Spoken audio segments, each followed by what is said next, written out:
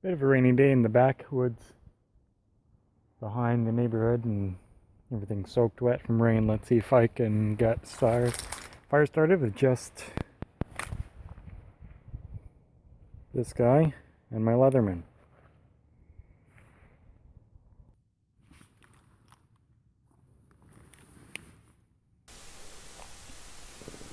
So let's just go over a little bit of the technical specs while we're waiting here.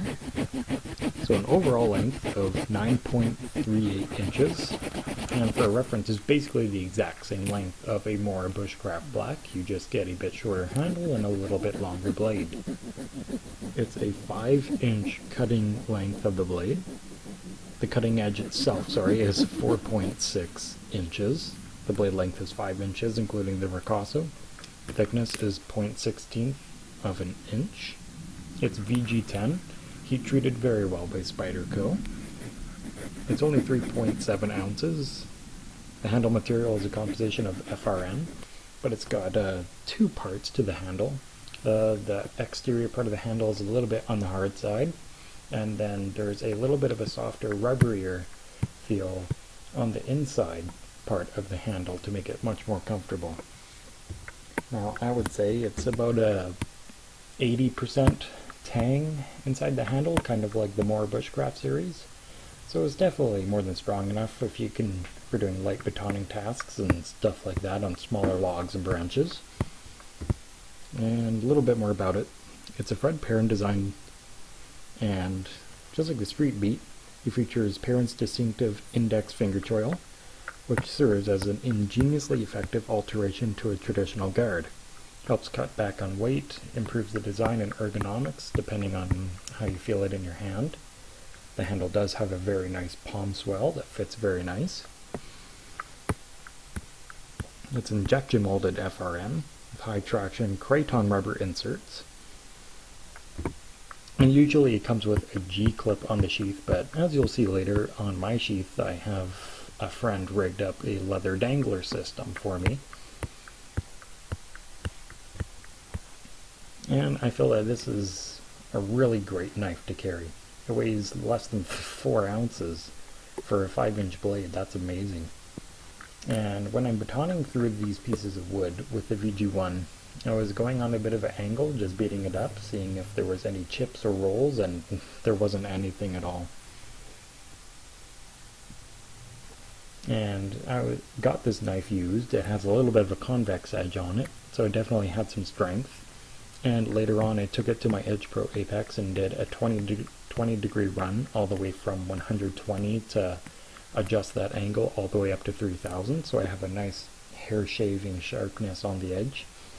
From my experience, the VG10 really does take and like that high polish from the stones. And I like to use the Edge Pro Apex's wood strap to finish it off. After carrying this knife around for a week with this dangler system, it's very comfortable. It's not out of the way, and it's not in the way either. I'm not really concealing it, but I am putting the sheath, the hard plastic sheath part, in the back pocket of my pants.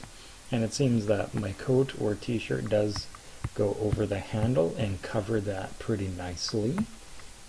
So it's not sticking out too much either, but it's still there that you could slap on a lanyard on the lanyard hole and draw it out of the sheath quick and easy, no problem.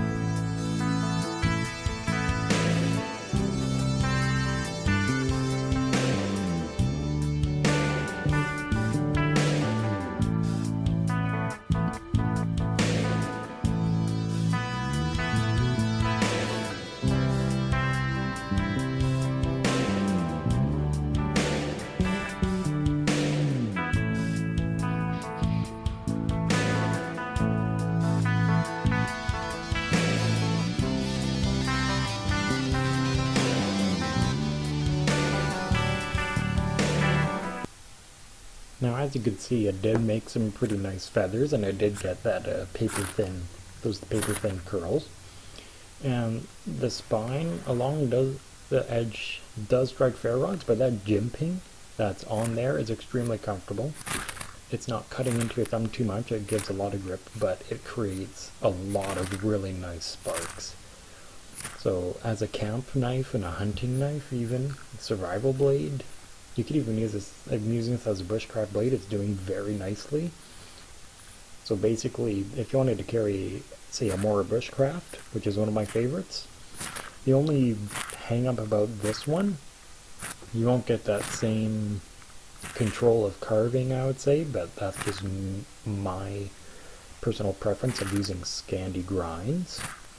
But yeah, if you want something a little more slicey, but can still do bushcraft tasks and cutting a little bit better, cutting food and meat and stuff like that, I would say definitely go with this straight Bowie. Sorry about the footage there. It did light the curls on fire, but the footage cut out. So there's the sheath, the injection molded sheath with the leather rig set on there. Draws out nicely and it stays in firm.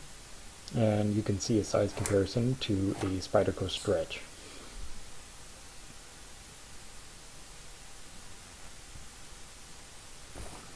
And now finishing it off with some abusive throwing.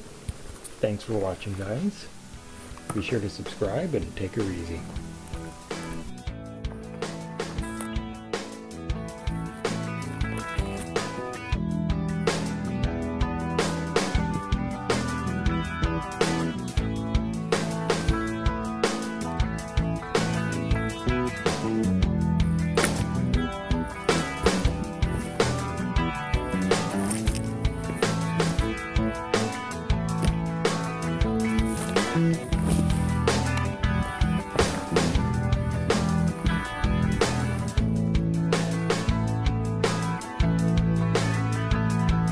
Not a scratch, not a ding.